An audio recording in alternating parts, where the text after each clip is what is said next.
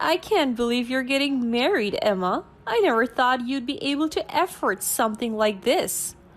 Well, I worked hard and saved up for it. And what do you think you're doing here? Spare me the sob story. I remember how poor your family was in high school. You still look as pathetic as you did back then. Excuse me? What? Did you forget who you are already? You're destined to live a low life. This wedding must have cost a fortune. I bet you're in debt up to your eyeballs. Go home, Olivia. You are not welcome here. You don't talk to me like that. You think you're better than everyone now that you have all of this? Olivia, this is my wedding. I'll say it again. You are not welcome here. What if I don't leave? What are you going to do about it? Don't test me. What would you do if your bully shows up at your own wedding? My name is Emma, and I first met my bully Olivia when we were in high school. It soon became clear that Olivia was not interested in being friends with me. In fact, she seemed to actively dislike me, and I couldn't understand why. It wasn't until I started doing well in school that I realized what was going on. Olivia was incredibly competitive, and she was jealous of me for my good grades. She had always struggled in school, and it seemed like she resented me for doing well. She would make snide comments about my grades and try to downplay my achievements in front of others. Despite the difficulties I faced with Olivia, there was one bright spot in my high school experience: my friendship with Nick. Nick was an amazing friend who had such a brilliant sense of humor and charisma.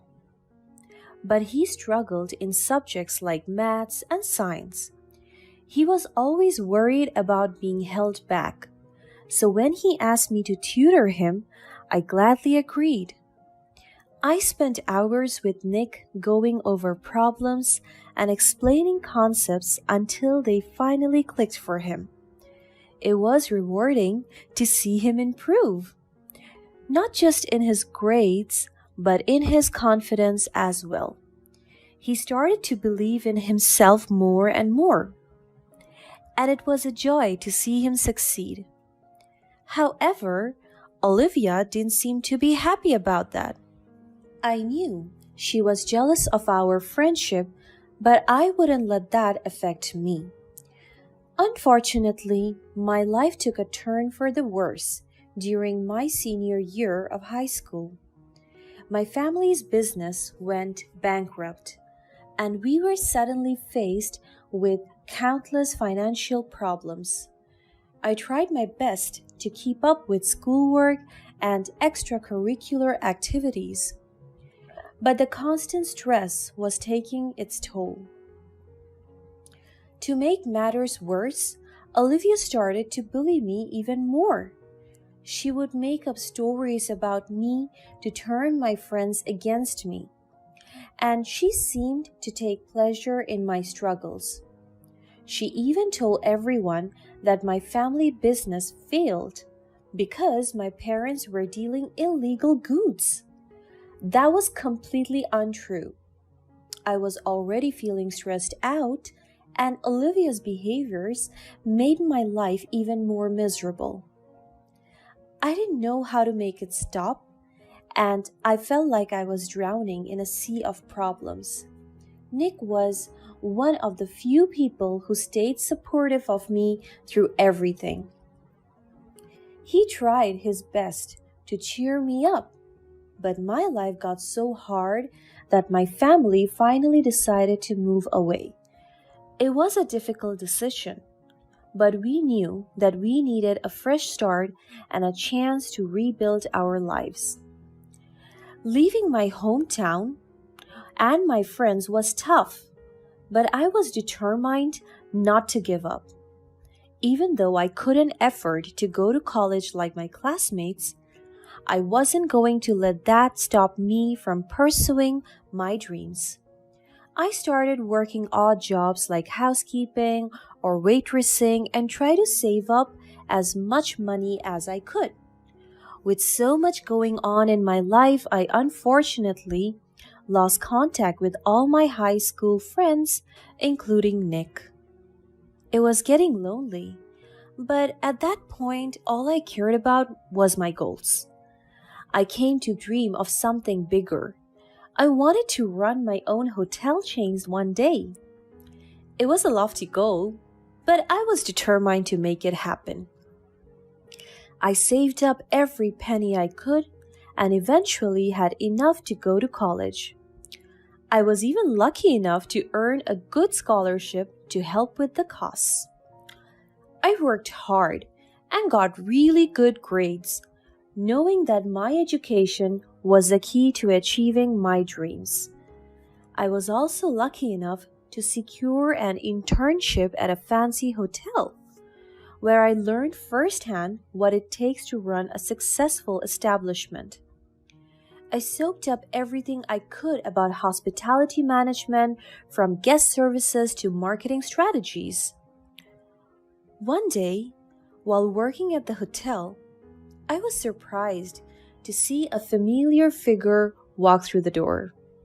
I couldn't believe what I saw as he approached the receptionist and mentioned my name. "Hi, is there an Emma working here? Emma Thompson?" "Nick, is that you?" Nick turned around, and as soon as his eyes met mine, they were filled with joy. He gave me a warm hug and exclaimed, "Emma, it's really you. I can't believe you're really here." "Yeah, how did you even find me?" "Ever since we lost contact, I have been wondering where you and your family went. And then I just heard from a friend that they saw someone who looked exactly like you. And yeah, I went to find you as soon as I could." "Oh, Nick, I'm so sorry. Life has been so crazy. I didn't even realize how much time has passed since we last talked." "No, don't be. I understand. I'm just glad we get to meet finally." "Yeah, me too. Do you want to grab coffee sometime?" I would love that. It had been years since we had last seen each other, and I was thrilled to see him again. We quickly caught up on everything that had happened in our lives since we had last spoken. Soon after, we started going out, and everything just felt so right with him. It was as if Nick was the missing piece that made my life so much fuller. I didn't even realize how much more joyful I could have been before Nick came along. He was living in another city at that point, but the distance felt like such a small setback compared to the love and understanding we shared for each other. We would text and call each other every day and talk about the silliest things in the world. Every month, he would fly to my city to spend quality time with me, and sometimes I would fly to his. Fortunately, both of our careers were going really well, so we could afford going to visit each other quite often. For the first time in my life, it felt like everything was exactly where it was supposed to be. Before long, Nick proposed to me. We planned a beautiful wedding and were so excited to start our new life together as husband and wife. But there was one surprise that I wasn't expecting. It turned out that Nick was actually the son of the hotel chain owner. I was shocked, but also grateful that I had never known this before. I had worked hard to achieve success on my own, and I knew that my relationship with Nick was based on our love for each other, not on his family's wealth or influence. And so, Nick finally moved to my city and we started planning our wonderful life together. When we were working on the guest list for the wedding, we agreed to exclude Olivia. She was nothing but mean to me back in high school, so we both agreed that we didn't want her there. It felt like something was lifted off my chest when we made that decision together. I knew that we hadn't seen her for such a long time, and she could have become a different person. But it was the most important day of my life, and I didn't want to risk it. Just when I thought everything was going perfectly, something unexpected happened. It turned out that through our high school group of friends, Olivia found out that Nick and I were getting married. She texted Nick on his social media and congratulated him on tying the knots in such a friendly celebrity way. He politely said thanks, but in my gut, I felt like something was wrong. Nick tried to comfort me, and I wanted to let it go. But the anxiety lingered for a long time, and soon I'd find out that my gut feeling was right. Olivia wasn't happy for us at all. On the day of our beautiful wedding, Olivia showed up uninvited.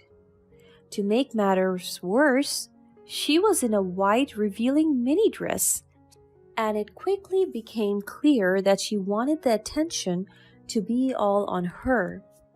She approached Nick and acted really nice and sweet, grabbing his arms as if she was actually the bride. Nick was going to push her away, but I didn't want to make a scene. I politely asked to speak to her in private and pulled her to the back. She began to show her true colors almost right away. "I can't believe you're getting married, Emma. I never thought you'd be able to afford something like this." "Well, I worked hard and saved up for it. And what do you think you're doing here?" "Spare me the sob story. I remember how poor your family was in high school. You still look as pathetic as you did back then." "Excuse me?" "What? Did you forget who you are already? You're destined to live a low life. This wedding must have cost a fortune. I bet you're in debt up to your eyeballs." "Go home, Olivia. You are not welcome here." "You don't talk to me like that. You think you're better than everyone now that you have all of this?" "Olivia, this is my wedding. I'll say it again. You are not welcome here." "What if I don't leave? What are you going to do about it?" "Don't test me." Olivia gave me the most disturbing smile as she raised a glass of red wine in her hand. Before I could make out what she was planning to do, she slowly poured all the wine onto her beautiful mini dress. She didn't even stop there. As she reached to pull her hair so strongly, the whole hairstyle was ruined. Then, to my utter surprise, she raised her hand and slapped herself on the right cheek. I was still in shock when she let out the loudest, most screeching scream.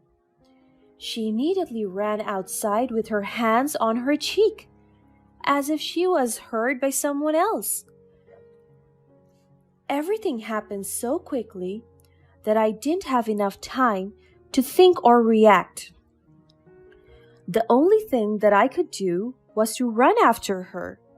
She was already crying in front of everyone at my wedding party.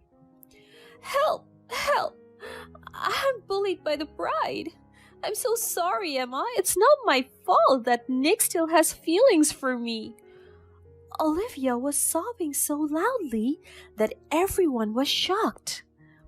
They stopped whatever they were doing just to figure out what was happening. Nobody knew what to do, so they only stared at her. At that point, Olivia had already run toward Nick, hugging his arms like a baby. Nick, please help me. Emma is so mean to me. I don't know what to do. I was so angry at Olivia's dirty tricks, I had to hold back the urge to run toward her and grab her hair for real.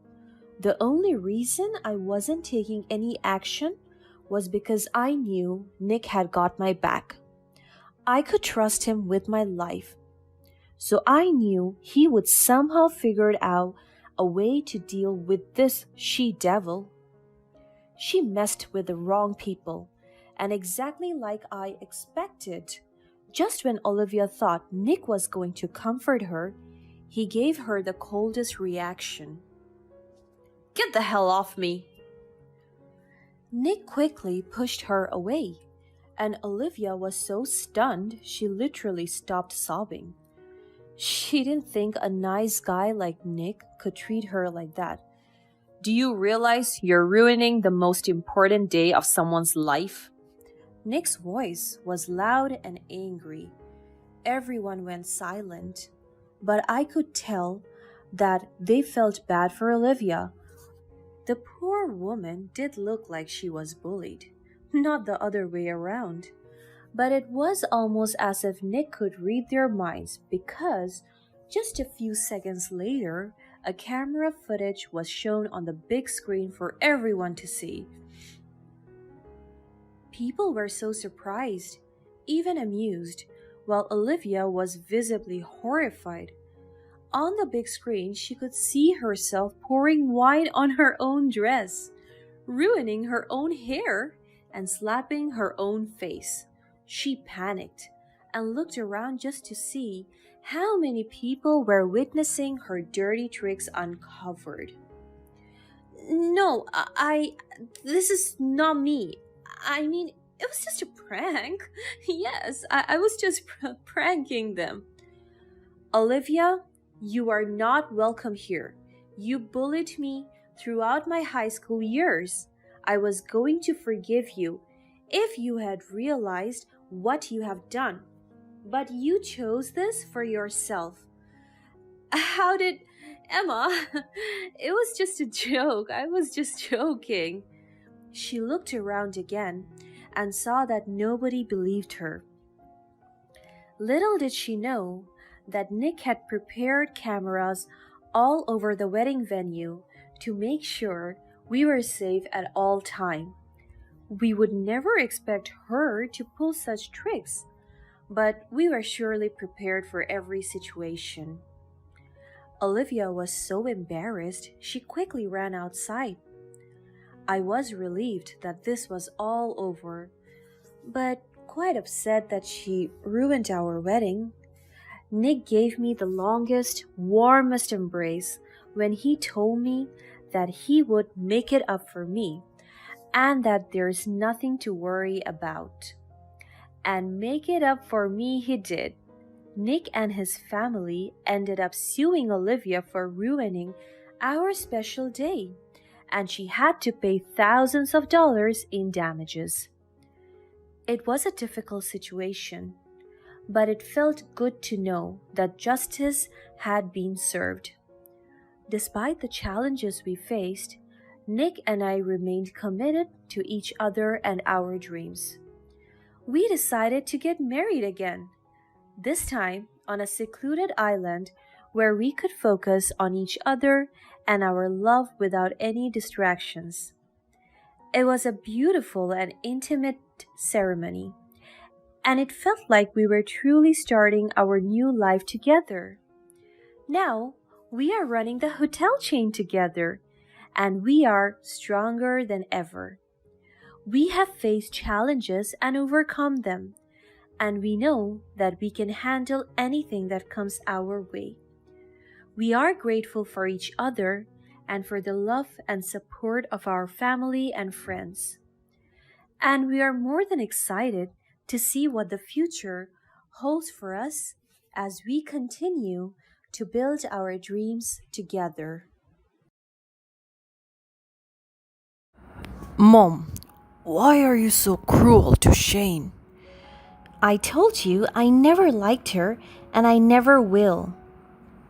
She is my wife of 6 years, and for the past 6 years, you have never been good to her. So now you are going to disrespect me just to protect your worthless wife? She is nothing but a pain in the ass and a freeloader. That is not true. You know very well that Shane works hard for the family. Don't you ever defend that girl in front of me, Lloyd. I'm your mother, and you must obey me at all times.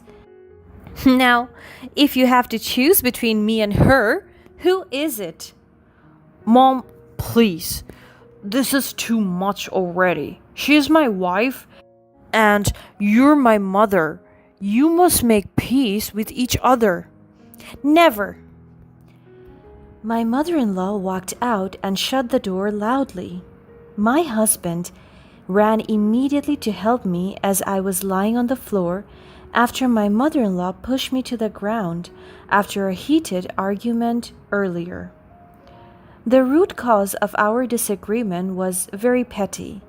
After I folded my husband's laundry, I went inside our closet room to place his clothes. But as my mother in law saw me doing it, she went hysterical because she was the one who washed the clothes and she doesn't want me to touch my husband's clothes. She even slapped me and disarranged the clothes that I just folded. Aside from that, she kept on calling me names such as useless, stupid, and fake. She kept on telling me about this narrative that I'm only doing these things to make myself good in front of my husband. What is wrong with her? Lloyd is my husband, and it is my responsibility to serve him and this family. Ever since I married my husband, I never had the authority to decide in this house. She has always been the final decision maker. Whenever my husband and I fight, she always got in the way, and every time there is a conflict within our relationship, she always insists that the both of us should part our ways. She has been cruel to me since day one. My husband helped me get up. He hugged me and assured me that this will never happen again. Despite my mother in law's verbal and physical abuse, I am still thankful to my husband for being my confidant and protector. He defends me every time he has the chance. However, I don't want him to have a bad relationship with his mother. That's why I always encouraged him to be the bigger person and just understand his mother's dilemmas. That night, as we were having dinner, my mother in law acted like nothing happened. She kept on talking nicely to my husband and son, but ignored me as if I was not present. She talked to my husband as if they did not have a major argument earlier. I can say that this family setup is not healthy, not just for me, but also for my husband and son. Later that night, we were about to sleep. My husband told me about his 3-day business trip in the States. As much as he wanted both my son and me to come with him, it was impossible. He checked up on me if I'm going to be okay being alone with his mom for the next 3 days. I told him that I will keep my head strong and try my best not to get into another fight with her. He promised me that he will be back soon, and he also assured me that he will talk to his mother before he goes. Deep inside, I'm anxious for the next 3 days. I cannot guarantee that my mother in law and I can have a peaceful and harmonious 3 days because she always finds something to pick on me. In short, There is no day that she won't scold, insult, and abuse me. But I wanted to be strong for my family and myself. As long as I can, I will understand her and humble myself. I chose to be the better one. The next day, I woke up early to prepare for my husband's food for his trip. As I came down to the kitchen, I saw my mother in law already preparing my husband's meal. I was about to get my utensils because I wanted to prepare food for my son as well. But she stopped me by grabbing my arm. She was holding me so tightly that I could feel my arms bruising. She looked at me with blazing eyes and warned me, "Don't you dare lay your hands on the food that I prepared. I'm going to cook food for my family." Your family? Bold of you to assume that this is your family. This is my family. You are nothing but an outsider. I'm I'm married to your son, and I'm the mother of your grandson. This makes me a member of this family. So you are going to cook my son and grandson's food? You're a show off. Get back to where you come from and never come back. I'm the only one who has the right to serve my family. My son and grandson are mine. Get out of here, loser. You don't have to dictate me with everything that I. She slapped me in the face. I am your mother in law. You should talk to me with respect. Respect? Bold of her to utter that word. She can't even give that word to me. It's too easy and natural for her to harass, insult, and abuse me. I really want to fight a case against her, but I'm thinking about my husband and son. I don't want them to be put in a position where they have to see us fight over a thing that can be resolved with the word respect. I cannot take this anymore. This is complete nonsense. Talking to my mother in law is like talking to a toddler. Every word she says is so hard to comprehend and understand. It doesn't make sense. She's so possessive of my husband and son. I don't have the freedom to decide for my family because she is here. She wanted to be relevant and involved all the time. I left the kitchen and went back to our room. I don't have enough energy to fight her nonsense battles. Later that day, my husband finally boarded the plane. He was finally out for his 3-day business trip, and I knew this was also the start of my hardship. The next morning, my mother in law came knocking on my bedroom door, and the moment I opened it, she threw a bundle of cash in my face. She told me to be useful and instructed me to pay the house insurance. I had no choice but to follow her orders, so I did. After I dropped my son off at his school, I called my office assistant and told her that I will be late because I will be paying our house insurance.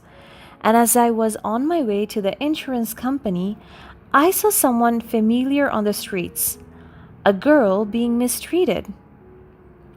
The old woman was grabbing her hair, and the girl was trying to pull away, but the old woman slapped her. I pulled up my car and went out to help the girl, but as soon as I came nearer, I finally saw the girl's face. It was Jenny, my elementary best friend. "I will show you. I gave you enough time to pay your rent. 5 months is too long. Pay it now or I will kick you out." "Please, I'm struggling financially. I will pay for it once I can find a part-time job. Please give me another month, I promise you. I have given you enough time. I am done with you." She grabbed Jenny's hair and pushed her down to the floor. I could only imagine how Jenny was able to reach the sidewalk because the apartment was a little far from this spot. I bet the old lady dragged her here. I approached her and the old woman stopped beating her. Jenny recognized me and she turned wide as if she saw her escape. She ran towards me and hugged me so much. She whispered to me, "Please, help me." I understood her body language, so I immediately confronted the old lady. I asked her what was going on. I can feel Jenny's body shaking, and her hands are trembling as she holds my arm to maintain her balance. The old lady explained what the commotion was all about. She told me that Jenny's debt was already 5 months due. The old lady was very eager to have the money already, but Jenny kept on telling her that her salary got delayed for almost 5 months now. Jenny was persistent in asking for consideration about her rent because the delay was out of her control, but the old lady was very persistent in getting the money. Jenny has always been consistent in paying the bills. That's why she was very certain that she can cover up the entire 5 months of bills. On top of that, Jenny insisted on paying part of the rent just to cover the large rent. Nonetheless, the old woman wanted Jenny out of her apartment right away. She harassed her and threw out all of her belongings. Jenny begged mercifully, but she kept on beating her. This was the scene that I saw earlier. I can hear Jenny's heavy sobs as she was hiding behind my back. My heart breaks for her. I can still remember how she has been so kind and protective of me during my elementary years when I was always bullied. She was the one who defended me. She was the only one that stood up for me during those times. That is why I wanted to help her and stood up for her. I talked to the old woman and told her that I will pay her bills. Good thing I have cash with me. The money that I'm supposed to pay for her house's insurance. I gave it to the old woman. Hence, her anger died and allowed Jenny to return to her unit. Jenny was so happy and thankful for what I did. I couldn't count how many times she thanked me and cried every time she uttered the words "thank you." I was so happy that I was able to give back the kindness she has showed me in the past. After that incident, I went back to her car and drove straight to our office. My heart was filled with joy as I recalled my encounter with my old classmate and that I was able to help her. Afterwards, I became preoccupied with work. I was so busy entertaining clients and meeting deadlines, I even went home late that day. That's why, when I was driving my car back home, I realized my big mistake. I forgot to pay for the house insurance. I was supposed to go to the bank and withdraw some money because I gave the cash to Jenny's landlady. I parked along the street and contemplated my carelessness. Why did I forget to pay for it? I could feel my hands tremble as I could already foresee my mother-in-law's anger. But I have no choice but to go home. As soon as I came home, my mother-in-law's mad facial expression was the first thing I noticed. She's so angry that she threw the book that she was reading at me. Good thing I was able to dodge it. "You stupid girl! You only had one job, and that is to pay for your house insurance. What did you do to the money? You used it for yourself? How dare you? You're a piece of shit. Now come here and I'll teach you a lesson." Please, let me just explain. She grabbed my hand and hair by force. It hurt as she was pulling it hard. She pinned me to the wall and grabbed my phone as well as my wallet and threw it away. "The insurance company contacted me and they said that they didn't receive the money. If someone has to be homeless, it should be you. Get out of here." I became preoccupied with work, and I wasn't able to pay for the insurance. It is my fault. I take full responsibility. Oh no, it's too late. You will be thrown away from this house, and don't you ever dare to come back.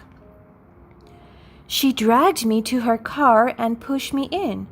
She drove it very fast and far from our house. I insisted on going, but she threatened me. She pulled up in the city's downtown and dropped me like I was some kind of garbage. She left me there with nothing. It was already 10 o'clock in the evening. The downtown streets were so empty and the ambience felt so unsafe. As soon as she drove away, I started to panic. I have no phone or money. How am I supposed to contact my husband? What will happen to my son? I started to cry and find some help, but there was nothing. Until I remembered Jenny. Her apartment is not far from here, so I decided to walk to her unit and ask for help. I'm sure that she will help me, just the way I helped her earlier. The walk took me 30 minutes, but I was so thankful because I was able to reach her house safe and sound. I instantly went to her unit and knocked on the door. She was so shocked when she saw me in tears and filled with sweat. She asked me what was wrong, and I told her about my mother-in-law's cruelty. All of it. She let me in and offered me new clothes and even food to eat. Also, she lent me her phone so that I could contact my husband. But I didn't contact my husband. Instead, I contacted the owner of the house insurance, who happens to be my godfather. I tried to call him many times until finally he answered. As soon as he recognized that it was me, the concern in his tone became evident. I told him that I was not able to pay for the house insurance today, and he just laughed at me, saying that there is nothing to worry about because the company always has this 5 days of deadline extension to all their clients.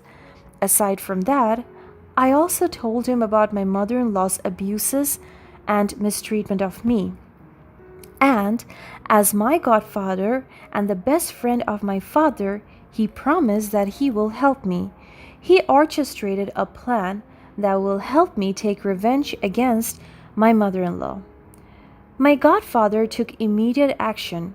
He used his connections and influence to help me. The next day, my mother-in-law was out on a date with her friends. I knew this because she always does this every Friday. It was a perfect time for us. That's why my godfather deployed some of his logistics staff to secure the house and assist in apprehending my mother-in-law. The logistics staff circled the house. My godfather and I wanted my mother-in-law to feel intimidated, as if they were going to claim the house. But my godfather has another plan. He also contacted police officers that would arrest Rita for all her abuses towards me. I informed my husband about everything, and he decided to teach her mother a lesson. My godfather and I went to our house to fetch my son and wait for my mother-in-law to come home. As my mother-in-law arrived home, she was confronted by a locked house and a heavy police presence.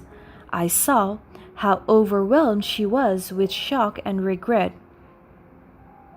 She came near one of the logistics staff and started shouting at him, "Who the hell are you? And why are you here in my house? And what is this nonsense? Why are there police officers here?" Ma'am, I'm here to claim the house. You have failed to pay for the insurance on yesterday's due. Shane, that stupid and worthless girl, this is all her fault. I want to kill her. She brings nothing but misfortune and annoyance. I saw her dialing my number as we were hiding behind the front door. And when my phone rang, she heard it. She looked around to look for the sound, so I went out. She was so shocked when she saw me coming out of the house. The moment she saw me and my godfather, she realized the consequences of her trashy attitude and rash treatment towards me. I can see the confusion in her eyes. What is the meaning of this? It means you are already kicked out of this house. She smirked and even chuckled. Oh, you're brave now because what? You have all these people? I handed the police officer all the evidence of her mistreatment and abuse, and when she realized what I did, she came near me begging for everything that she had done. The officer started to approach her. That's why she panicked. Please, Shane, forgive me. I don't want to be in jail. I am so sorry. I will not do it again. I am sorry, but you have to learn your lesson. After that, my mother in law was ultimately arrested, facing the repercussions of her actions. Is there anything I could help you with? Oh, sorry. I was just admiring your minivan. It looks so stylish. Is that your brother? Oh, hi there. No, that's my husband. Oh, you certainly look much younger than that. Excuse me? What are your names? I'm Jim, and this is Camilla. Jim, huh? I like the sound of it. Sorry? Is there anything you need here? We're trying to rest. I'm just a bit curious, you know. Do you have some time to tell me about this cool lifestyle you're having? Actually, we're trying to take a nap. Would you mind? Jim, what are you up to? He is also... Actually, it wouldn't hurt to talk to her just for a few minutes. We do have a cool lifestyle. Awesome. Want to grab a coffee? We could leave Camilla here while she's taking a nap. Cool. See you later, babe.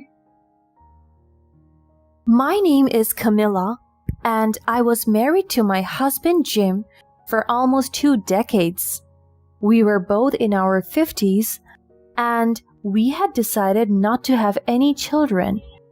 Instead, we are focusing on investing more in our careers and hobbies. It was a tough decision to make, but we both agreed that we wanted to travel and see the world. We wanted to pursue our dreams and passion without any limitations or responsibilities, and became quite successful in our respective careers. That year, Jim and I were finally able to achieve our biggest dream, to retire and travel the country together. We had worked hard all our lives, saved up enough money, sold our house, and bought a minivan to explore new places. It was such a big change, but we were both excited about what the future held for us. Our first stop was Yellowstone National Park, and it was breathtaking.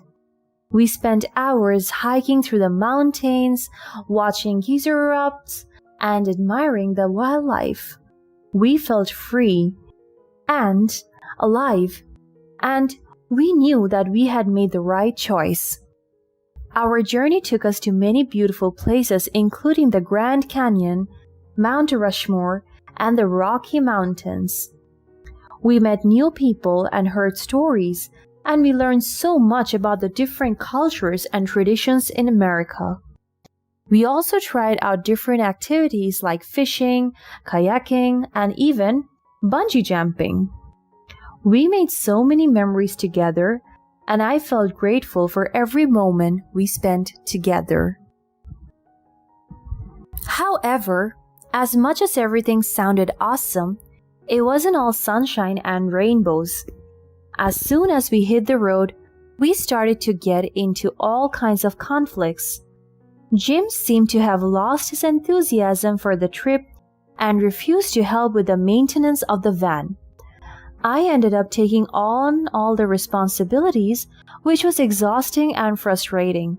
I tried to talk to him about it, but he just brushed me off and said that he deserved to relax and enjoy the trip. Things got worse when Jim started to waste money on unnecessary things. He would buy expensive souvenirs and lavish meals, even though we had agreed to stick to a budget. I tried to reason with him and remind him of our financial goals, but he refused to listen. It was incredibly stressful, and I felt like I was shouldering all the responsibilities while he got to enjoy the trip without any worries. To make sure we could maintain that lifestyle, I decided to start a travel account online and share our experiences. I created a blog where I wrote about our adventures, the places we visited, and the people we met. I also started an Instagram page where I posted photos and stories from our trips. To my surprise, my channel started to gain worldwide popularity, and a lot of people reached out to ask for advice. They would ask about the best places to eat, the most beautiful sights to see, and the best ways to save money while traveling. I was overjoyed that so many people were finding my content helpful and inspiring. However, Jim started to get really jealous. He would accuse me of spending too much time on my blog and not enough time with him.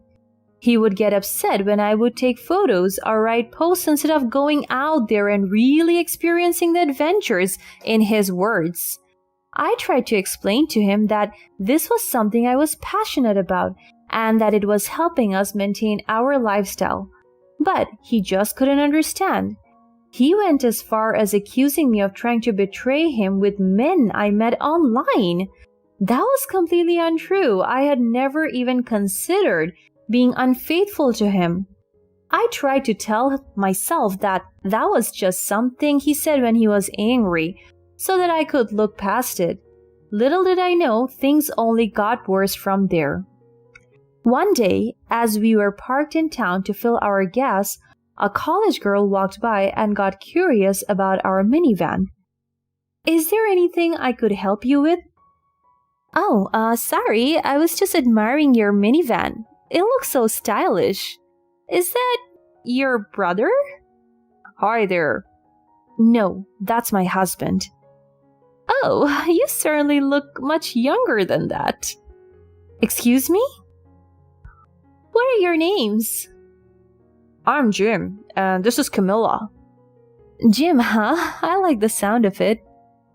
"Sorry, is there anything you need here? We are trying to rest." "Oh, I'm just a bit curious, you know. Do you have some time to tell me about this cool lifestyle you're having?" "Actually, we're trying to take a nap. Would you mind?" "Jim, what are you up to?" He is also... Actually, it wouldn't hurt to talk to her for just a few minutes. We do have a cool lifestyle. Awesome. Want to grab a coffee? We could leave Camilla here while she's taking her nap. Cool. See you later, babe. As I watched them two walk away, I couldn't help but notice how they were flirting with each other. He was being overly friendly, laughing at her jokes and complimenting her on her looks. I felt a pang of jealousy and insecurity, but I tried not to let it show. When I brought it up with Jim, he denied it. One day, when I was checking the footage in my camera, I realized that I had accidentally turned it on and left it recording the back of our minivan for 6 hours. Jim had told me that he was going to watch a basketball match while I went out with some of my friends in the region, so nobody was there to turn it off. I was looking through the footage, trying to see if there is anything interesting, when I noticed something strange. I was taken aback by the sound of Jim and another young girl. I stared at the screen to realize that He didn't go to any basketball match, but brought a girl back to our minivan. I couldn't see anything because the camera was under some blankets, but I could hear the sounds of them having fun with each other. It broke my heart, and I couldn't help but think of how much all the other times that Jim might have cheated on me that I didn't know of. I couldn't believe what I was hearing and seeing. Jim's infidelity shattered my trust in him, and I felt like my whole world was falling apart. It didn't help that I had suspected something was going on for a while, but I had ignored my intuition and tried to make things work. I knew that I needed to make a decision about what to do next, but it was just so hard. I spent the next few days in a daze, trying to process my emotions and figure out my next steps. I could never look at Jim the same way anymore, but I acted like everything was normal. I just made up more excuses to be out of our minivan more often, just so I could be away from him and have some space to myself. Jim didn't even care. He didn't ask twice about my whereabouts, which pained me even more. But that was my last straw, realizing that the man I had cared for so deeply did not deserve my love and devotion. After a few days, I realized that I couldn't keep pretending that everything was okay anymore. I made up my mind and came up with the perfect revenge plan. On the last day of our stay in the town, I purposefully parked our minivan in a very secluded spot, telling Jim that I just wanted to watch the stars there that night. Then I also told him that I was going out that afternoon. I knew that Jim wouldn't miss the golden opportunity to hook up with that girl one last time. It was a risky plan, but I was determined to find out the truth. I waited for what felt like forever because I was feeling anxious and scared about what I might find. But just less than an hour in, my worst fears were confirmed. Jim was inviting someone inside, and as soon as I got a closer look, I realized that she was the college girl we met that day. They were so reckless that they were throwing their clothes out of the minivan. Then, I watched as they were kissing and touching each other, completely oblivious to my presence. I felt sick to my stomach, but I knew that my chance to get the revenge I had waited for was there. I secretly gathered all of the clothes that Jim and the woman had taken off and then slammed the door shut right in front of them. They were too stunned to react at first, but then they started banging on the door, demanding to be let out. Of course, I had already locked it. After leaving Jim and his mistress stranded in the back of our minivan, I hopped in the driver's seat and drove straight to Jim's parents' house. The trip was almost 20 minutes, during which they were constantly banging on the door. I could hear their muffled voices and pounding fists in the background, but I tried my best to ignore them. I was determined to get Jim's parents' house and tell them everything. When I finally made it to the house, I called Jim's parents out and then unlocked the door. His parents saw their son in that minivan naked together with his mistress. To make matters worse, she really looked like she could be of their granddaughter's age. They were shocked, and I could see the hurt and disappointment in their eyes. As Jim's dad started screaming at him and questioning his audacity to do such a terrible thing, his mom began sobbing. Jim and his young mistress was so embarrassed they collapsed on the floor of the van. I felt a pang of sympathy for Jim's parents, but I knew that they deserved to know the truth. Without the concrete proof, they would never have believed that Jim could do such a terrible thing. I mean, even I couldn't believe in my eyes at first. so I wouldn't blame them if they don't. I knew that Jim had a great relationship with his parents, and ruining this for him would probably be the cruelest thing I could do. But let me be the bad guy for once, after so many years of being forgiving, compromising, and loving to him for nothing. After that, I gave the college girl a blanket and asked her to find her way to the nearest police station herself. She was filled with embarrassment, but she didn't dare to ask me for a decent piece of clothing. For someone who had intentionally seduced a married man, she was almost too shy to be believable. She lowered her head as much as she could and couldn't even look at me straight in the eyes. But I couldn't care less about her. I was already too generous in letting her go without making her pay for the consequences. Just the walk of shame from my in-laws' place to the police station should be enough to teach her a lesson. Jim's parents and I sat down in the living room to talk through what had happened, while we left him outside in the minivan. I explained everything to them, from the affair to my decision to end things with Jim. They listened patiently, offering me their support and understanding. During the whole conversation, I could still hear Jim's cries and screamed as he accused me of being a calculating witch. But that meant nothing to me. I gave him everything he had ever wanted, and he ruined it for both of us. Now he couldn't even realize that it was all his fault. It was time for me to walk away. There was no going back from the betrayal and hurt that he had caused me. So I filed for divorce and claimed all of our joint property. It was a difficult process, but I knew that it was the right decision for me. Jim's parents had to call me multiple times to apologize on his behalf because I had blocked his number. They were ashamed of their son's action and wanted to make things right. I appreciated their apology, but I also knew that it wouldn't change anything. I was done with Jim and his lies. I told them that I wished them health and peace, but I would not talk to anyone in their family again. Despite the pain and heartbreak that I had gone through, I refused to let it define me. I continued to upload content on my social media, sharing my travels and experiences with others.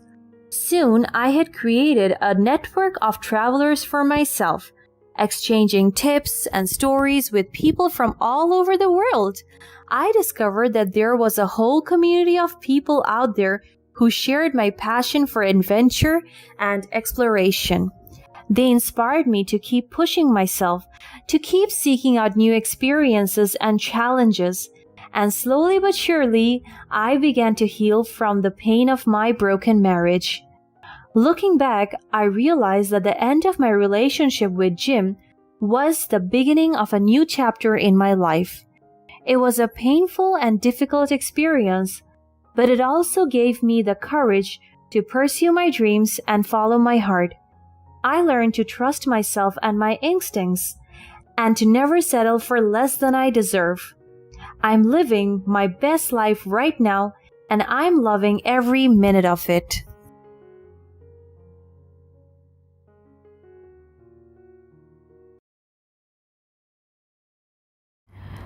My mother and I are very close.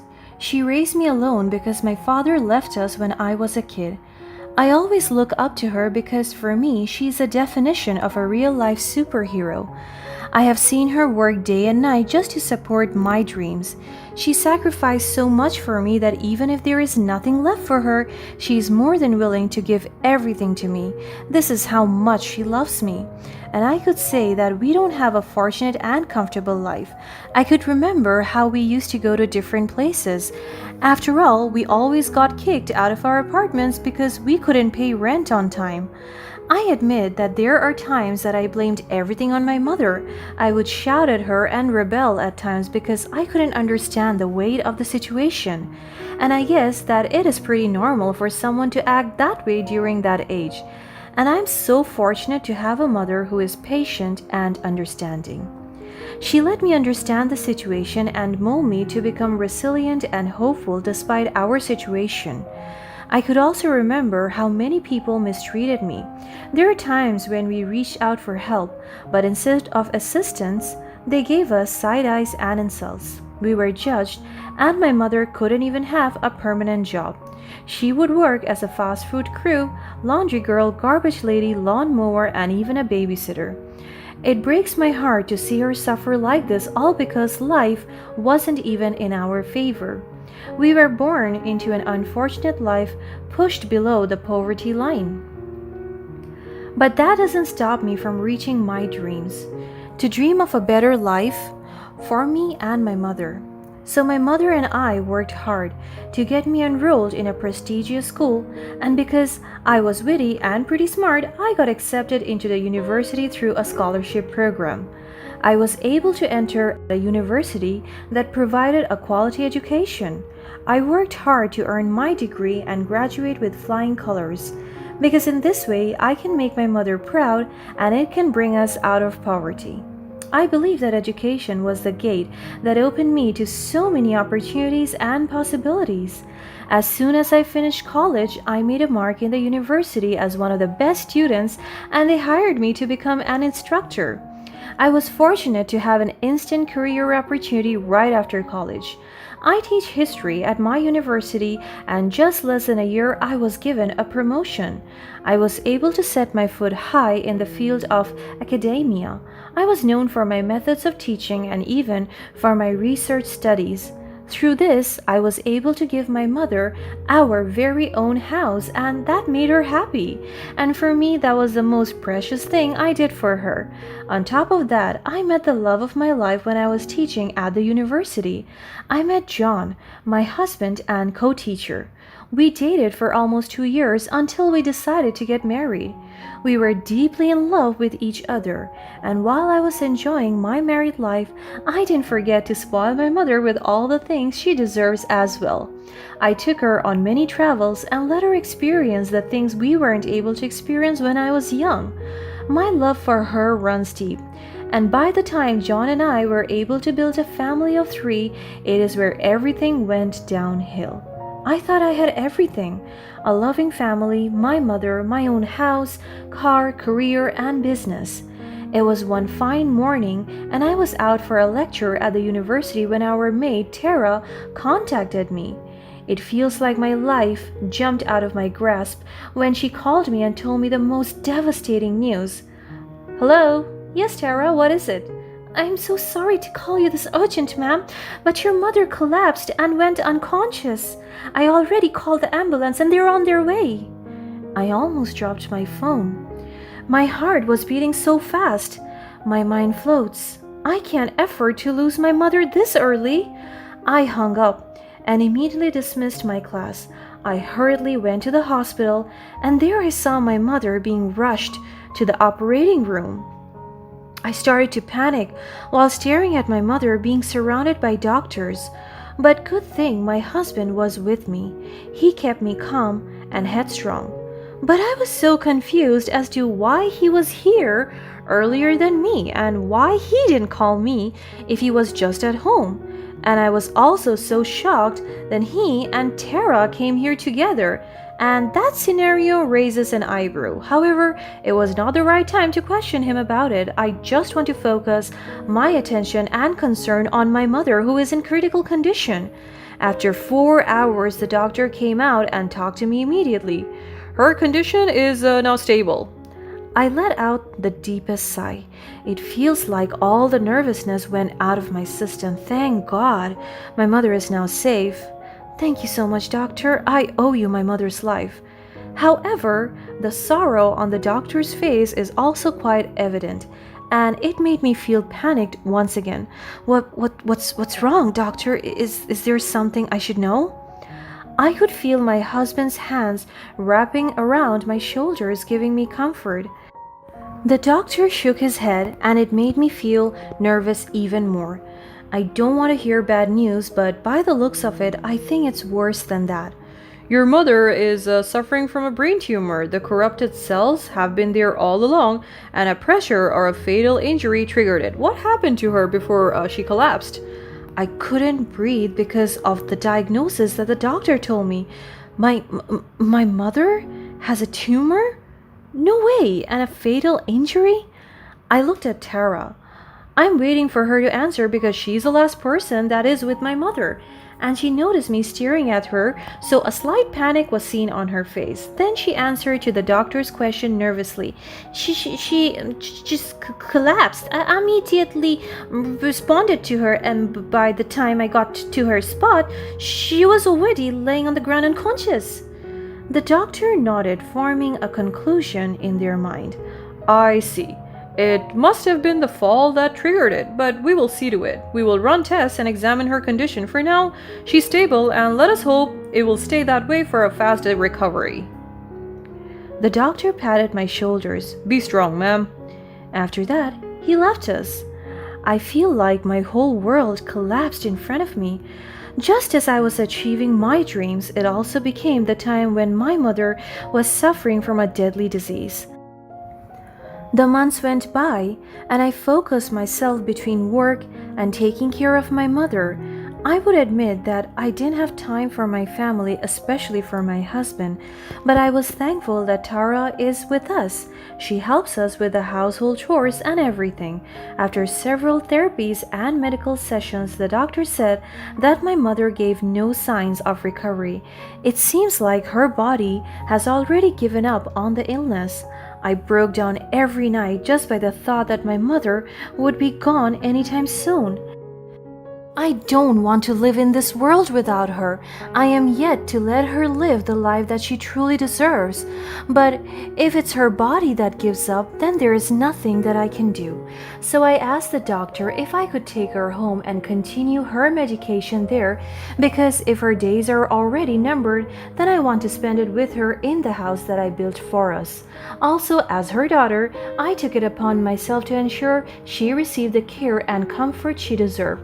So I decided to let her stay at home surrounded by familiar faces and the warmth of our family. And the doctor agreed. My mother has her nurse and caregiver, and the doctor would regularly visit the house to check up on her. Despite the pain of her leaving me building up, I never imagined that my life would take such a devastating turn even more. Because as I focused on my mother's well-being, I couldn't ignore the growing suspicion that something was amiss within the walls of our home. My husband John, the person I had once trusted wholeheartedly, had been acting strangely. He seemed distant and preoccupied, often disappearing for hours without explanation. It was as if he was hiding something from me. He's supposed to be the one that was helping me during this tough time, but he is always absent and nearly inconsistent. In short, he changed. He's not the one he used to be anymore, and I'm pretty sure this is all because someone else is in his life. As the days passed, my concerns deepened, and I couldn't shake off the nagging feeling that my husband was having an affair. The signs were subtle at first: an occasional secretive phone call, a hushed conversation whenever I entered the room. Every time I ask him to take care of my mother, he refuses. If I talk about concerns about the household, he doesn't look interested, and he doesn't even talk to me with sense anymore. But the doubts began to consume me, fueling my already heightened emotions amidst my mother's deteriorating health. It feels like my past has been haunting me. The feeling of misfortune and negativities have filled my life once again, the same things I felt during my childhood. But I maintain headstrong. I wanted my mother to see me calm and collected. I have to be strong for her. So despite all the possibilities that my husband is cheating, I disregarded all of it and just focused on my mother and her well-being.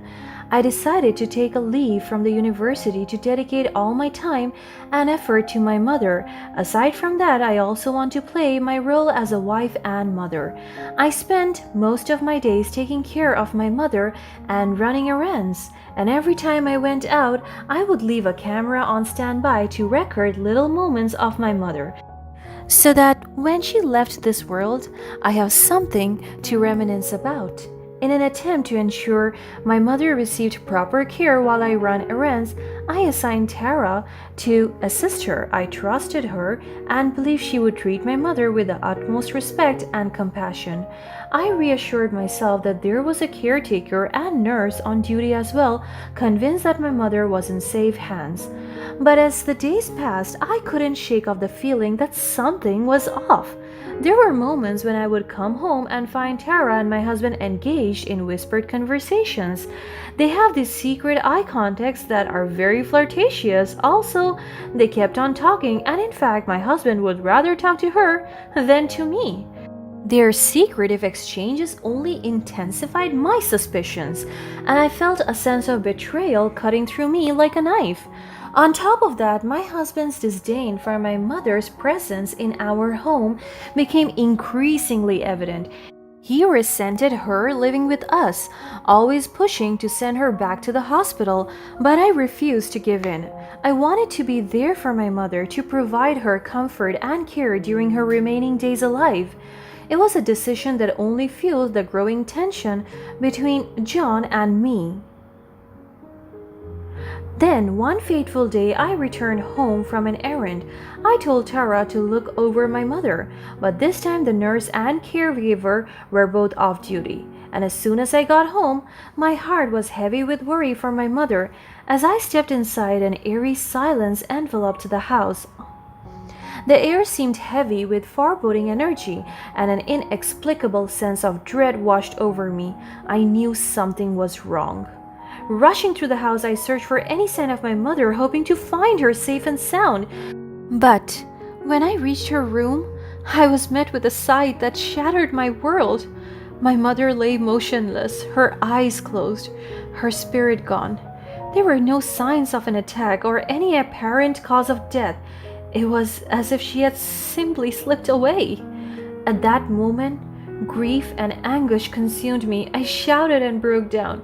I cried until I couldn't properly breathe anymore, all the while clutching my dead mother in my bare arms. I cradled my mother's lifeless body, feeling a deep sense of loss that threatened to suffocate me. But beneath the crushing weight of sorrow, a fierce determination ignited within me. I knew deep within my soul that my mother hadn't died naturally. She had been taken from me, stolen by an unforgivable act. In short, she was murdered. Driven by a desperate need for justice, I began piecing together the fragments of the puzzle, determined to find the truth. And then it happened. I stumbled upon a hidden truth that shattered the fragments of trust I had left. I remembered my secret camera. I immediately reviewed the recent footage when everything had transpired. With trembling hands and a mix of fear and anticipation, I pressed play, revealing the sinister truth. The footage showed Tara and John hatching a wicked plan, plotting my mother's demise. Their face twisted with malice, their voices filled with cold-hearted intent. I couldn't believe what I was witnessing. The very people I had entrusted with my mother's care had conspired to take her life. The shock and betrayal washed over me like a tidal wave, leaving me breathless and filled with a mixture of anger and sorrow. At that moment, everything fell into place. The secret conversations, the suspicious behavior, the disdain my husband held for my mother. It all made sense now. John and Tara had plotted to remove my mother from the equation, to eliminate the burden she represented to their clandestine affair. And I also realized that maybe Tara hurt my mother, that's why she got injured and was hospitalized. As the weight of the truth settled upon me, I knew I had to make choice. I could crumble under the weight of my pain and let them get away with their heinous act, or I could rise, confront them, and fight for justice. Despite the grief that threatened to consume me, I found strength within myself. I would not let my mother's death be in vain. I vowed to expose their wickedness, bring the truth to light, and ensure they face the consequences of their actions. With the evidence in hand, I confronted them both. How could you? How could you betray me and take away my mother? He just smirked at me. Your mother was a burden to us. We had our lives to live, May. She was holding us back. Tara stood next to him, wearing her smug face. Yeah, you were suffocating us with your constant need to play the dutiful daughter. My hands tightened around the evidence that I hold. I spoke to them while my voice was shaking with anger. You think you can just throw away a person's life like that? You have no idea what my mother meant to me. I took a deep breath and stepped forward, presenting the camera footage. Well, guess what? I have proof of your sick plan. I have evidence of your betrayal and cold-heartedness. John and Tara exchanged nervous glances, their arrogance fading away. The air crackled with tension as I laid bare the betrayal, the camera footage serving as an irrefutable witness to their guilt. His face paled, his eyes dirting with a mixture of fear and desperation. He tried to deny it, to conjure up feeble excuses, but I could see the truth etched across his features. Where did you get that? This means nothing.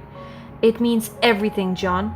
You took away the most precious person in my life, and now you'll pay for it. I reached for my phone and dialed the police. My eyes never left John and Tara. Hello, this is May Thompson. I need to report a murder and provide evidence. Please send the police to my address immediately. Tara tried to grab the phone from my hand, but I stepped back, out of her reach. You can't do this. You have no proof. I smiled with a glimmer of triumph in my eyes. Oh, but I do, Tara. And the police will be here soon to arrest both of you. You'll pay for what you have done. The room falls silent as the weight of my words hanged in the air. Fear and panic begin to take hold of John and Tara. Mia, please, we can talk about this. We can work something out. It's too late, John. You made your choice and now you'll face the consequences.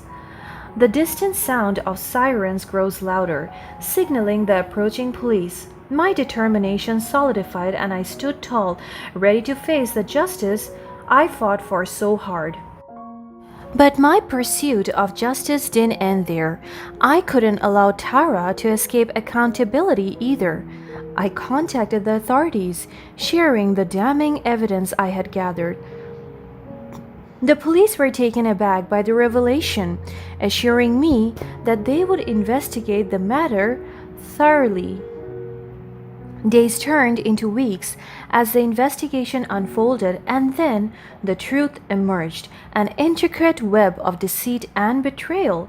It wasn't just a simple case of an affair gone wrong. John and Tara were entangled in a larger criminal operation, one that involved fraud and money laundering. My mother's death had become a mere pawn in their sinister game. The police revealed that they had been monitoring John and Tara for some time but lacked the concrete evidence needed to make an arrest. My mother's murder became the key to unlocking a much larger case exposing their involvement in a web of criminal activities. A sense of relief washed over me as the truth was finally revealed to the world. My mother's memory would not be tainted by their wickedness. The police assured me that justice would be served and both John and Tara would face the consequences of their actions. In the aftermath of this harrowing ordeal, I found solace in the love and support of friends and family. Though my heart would forever bear the scars of losing my mother, I knew she would want me to move forward, to embrace life with renewed strength and purpose. I vowed to honor her memory by advocating for justice and ensuring that no other family would suffer at the hands of such treachery. My mother's spirit would guide me, fueling my determination to make a difference and bring light to the darkness. As I stood before her grave, tears mingling with the raindrops, I whispered my final goodbye. The truth had prevailed, and my mother's soul could finally rest in peace. Though the pain would never fully fade, I had found the strength within myself to face a new chapter, forever carrying her love in my heart.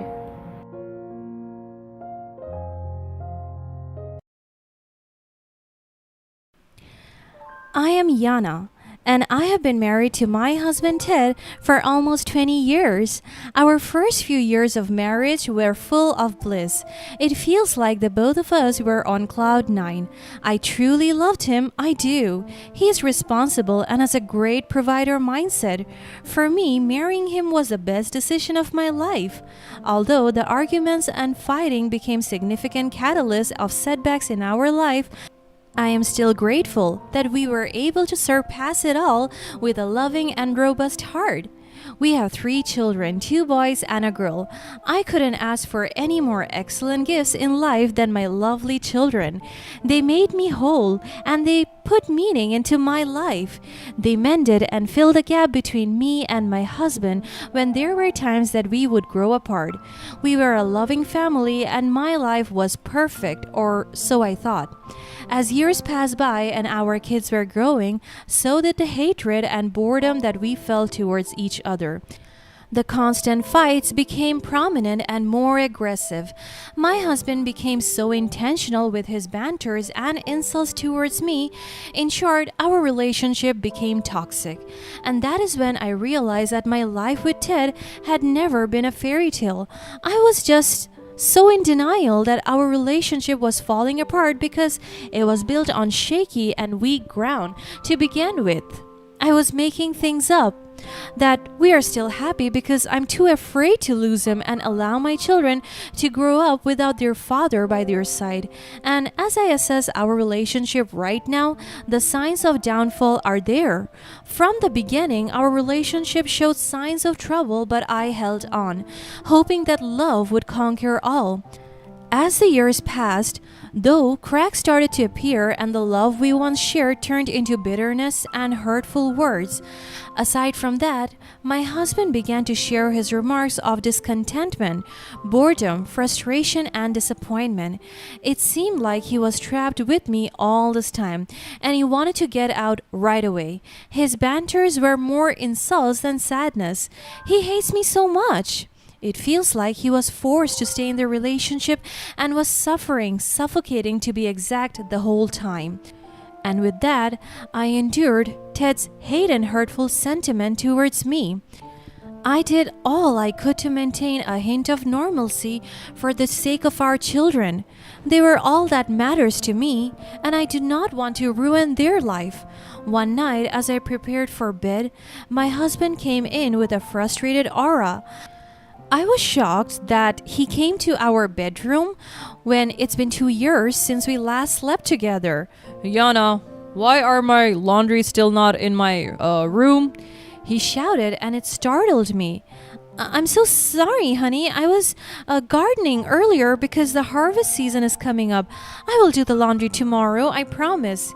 He snarled. Honey, could you stop calling me that pathetic name? Just bring my goddamn laundry in, or I will drag you out of this house. His words felt like knives attacking me right through my heart. My tears were about to fall, but I controlled it. I'm so sorry. He rolled his eyes and shouted at me again. You know what? I'm just so tired of this relationship. It feels like we are stuck in a never-ending cycle of the same problems, and I don't know if I can keep going like this. I'm so tired just looking at your goddamn face. I took a deep breath as my tears finally fell on my cheeks. Ted, I understand things haven't been easy lately, but we can work together. Let's talk about what's bothering you.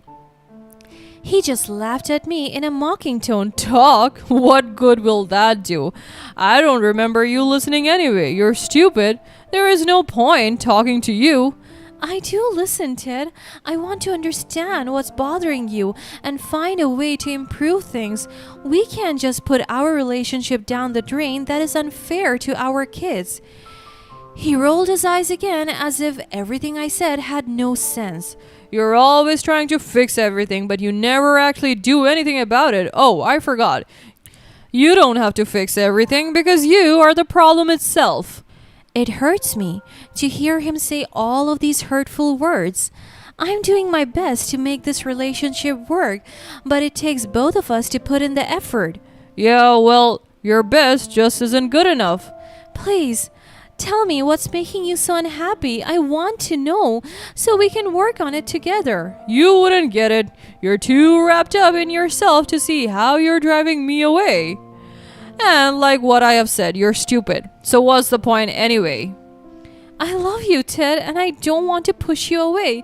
Could you help me understand what I'm doing wrong? You're suffocating me with your constant neediness and demands. I need space, but you just don't get it. I'll give you the space you need, Ted, but I can't ignore our problems either. We have to communicate and find a way to reconnect. Reconnect? Is that some therapy mumbo jumbo? I'm sick of your constant analysis. As if you are helping. I'm trying to understand your perspective, Ted. I don't want to lose you, but I can't do it alone. Maybe I'm just tired of trying. Tired of this relationship. Tired of all your nonsense. I can see you're frustrated, but saying hurtful things won't solve anything. My voice was starting to shake. You know what? Maybe I'm just done with us. Perhaps it's time to move on. Please, don't do this. Think about our children. They're grown-ups now. Maybe I'll finally find someone who understands me. Please, think about our children, Ted. Yeah, whatever. Goodbye, Yana. Don't say that. And then he left me alone. I cried the whole night. I cried as my heart swam into a river of pain. But one day, a few months after our heartbreaking encounter, he dropped the bombshell. He wanted a divorce to marry his young side chick, Annie. The pain was unbearable, but I kept my emotions in check, refusing to give him the satisfaction of seeing me break down. It's over, Yana. I found the love of my life. You cannot do this to us. This is unfair. Well, you're no match for her. She is sexy, young, and very pretty. Annie is the perfect woman for me. He left the house without trying to listen to any word from me again. Our children cried and were devastated as they witnessed our family falling apart. The next day, he sent in divorce papers with a note saying, "Sign this paper, let me free. Being with you was like being in prison. I have been suffocating all my life. Please give me a break. I want out of your hell life." Tears fell to my cheeks, and I could feel my heart aching as I witnessed my life's downfall. But before I could even sign the papers, my son showed me a picture of the mistress. It happened that she was my previous employee, and I technically fired her for being flirtatious around the office. I was so shocked at how the world could be this small. So I thought of a revenge plan. I sent back the divorce papers now signed to my husband. I know he wondered why I wasn't being hysterical about the divorce. I kept silent and calm throughout the entire process. Little did he know that I had already discovered the truth about Annie. I confronted her and she confessed that Ted had used her to make me jealous. For a brief moment, I believed her, clinging to the hope that Ted still cared for me in some twisted way. I was still hoping that our family would get back to normal, that our life would be switched back to what it used to be. I was even excited for him to reach out to me and make amends. And as fool as I am, I was ready to accept him back into our life with open arms. But the truth slowly unraveled before me. As I was cleaning my room, my gut urged me to open his computer. I found messages on our one messaging application. Many messages revealed Ted's affair with multiple women, not just Annie. Feeling betrayed and disgusted, I confronted Annie again, and she admitted to knowing about the other woman but had hoped Ted would choose her. You became one of my ex-husband's toys, and you will allow him to use you for what? For hurting me, a woman who's suffering? She sobbed and covered her face with her palms. He told me that he would break up with them, and I'm the one he loves. Everything that comes out from that man's mouth is either lies or insults, and you, girl, you have been completely fooled. She cried and cried until she looked up at me.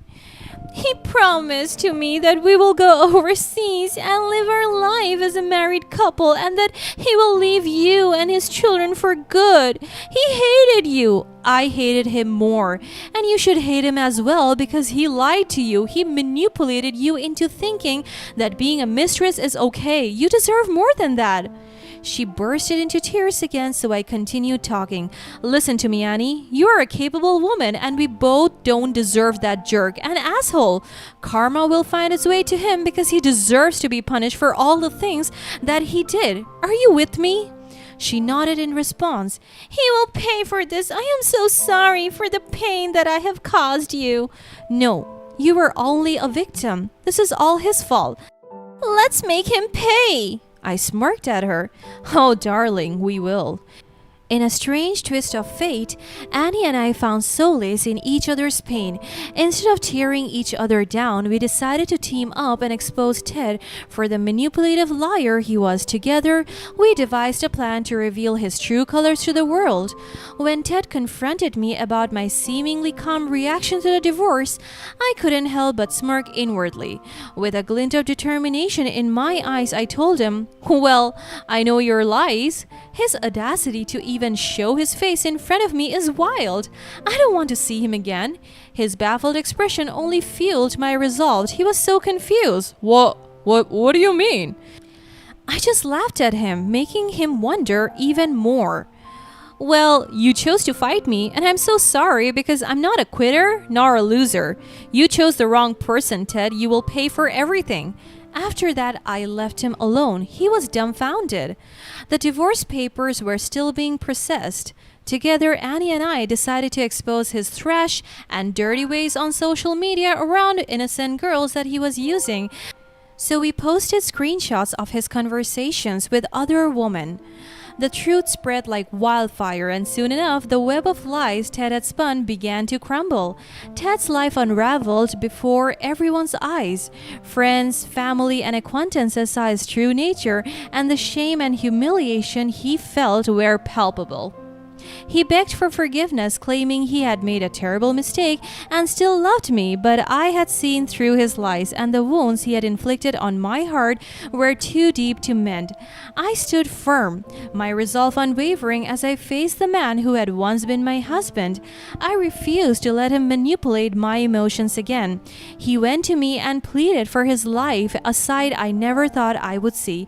But I'm not the Yana he used to know. I am stronger now. Yana, I'm so sorry for everything. Could you help me get my life back?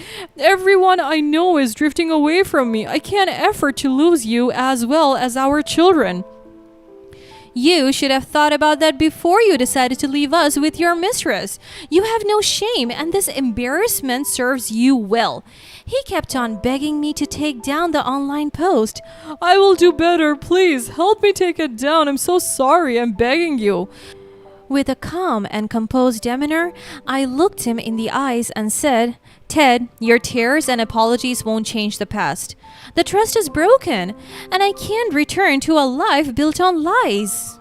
His desperate attempts to win me back fueled my determination to move on. I deserved better than a man who treated me disrespectfully and disregardfully. I realized I didn't need his validation or love to be whole.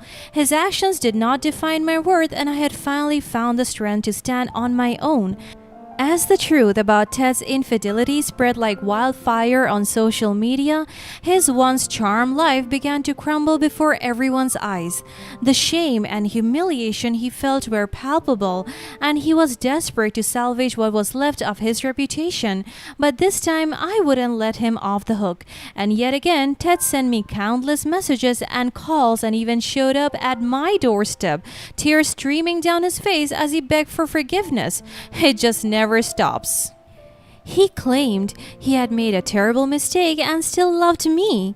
Part of me wanted to believe his words, to take him back and pretend that none of this had ever happened. But deep down, I knew I deserved better. I looked into his eyes, once filled with charm and charisma, and saw a man who had lost himself in a web of lies. He continued to beg, trying to manipulate my emotions, but I saw through his act. I had learned that his words were empty and his promises were were meaningless. I had given him chances before, hoping he would change, but he had repeatedly proven that he was incapable of true love and commitment. As much as I once loved him, I had to put myself first and prioritize my well-being. I couldn't let him drag me down any longer. My heart ached. But I knew walking away was the only path to healing. His humiliation resulted from his actions, and I couldn't allow myself to feel sorry for him. He had caused me immeasurable pain, and now he had to face the consequences. It was time for him to confront the reality of his choices and the hurt he had inflicted not just on me, but also on our children. I focused on my healing, surrounded by a robust support system of friends and family who had lifted me when I needed it the most. I embraced my newfound independence and pursued my passions with a renewed sense of purpose. My children witnessed my strength and courage, learning invaluable lessons about resilience, forgiveness, and the importance of self-love. My decision to leave a toxic relationship and rebuild my life on my terms became an enduring legacy for my family, and so my story became one of triumph over adversity, of finding strength amid heartbreak, and of emerging from the darkness with a newfound light. Ted's action had caused pain, but my resilience turned that pain into a catalyst for growth and transformation. I proved that the most satisfying revenge isn't about inflicting pain on others, but rising above the hurt and becoming a better version of oneself. As the days passed, I focused on rebuilding my life and rediscovering my worth. I surrounded myself with supportive friends and family who reminded me of my strength and resilience. Slowly, the pain started to fade, and I began to find happiness within myself, independent of any relationship. Seeing me move forward and thrive without him only intensified Ted's shame. He had lost control over me, and it was clear that he could no longer manipulate me as he once had. The power dynamic had shifted, and I was now in charge of my life. Realizing that he had lost his wife and reputation weighed heavily on him. The embarrassment of his actions followed him wherever he went, a constant reminder of the consequences of his betrayal. As much as I wanted to see him suffer, I chose not to dwell on his misery. Instead, I channeled my energy into creating a fulfilling life for myself and my children. I focused on my passions, career, and what brought me joy. In time, Ted's presence in my life became a distant memory. I had found closure in knowing that I had stood firm in the face of adversity and had refused to let his actions define me. I had turned the tables on him, and in doing so, I had found my empowerment. My story became one of triumph over heartbreak, of finding inner strength, and of discovering the beauty of self-love. I learned that actual revenge isn't about seeking to humiliate others, but about rising above the pain and becoming a stronger person. And as I moved forward, I knew I was no longer defined by the hurt Ted had caused me. I was Yana, a woman who had weathered the storm and emerged more vital than ever, ready to embrace whatever life had in store for me.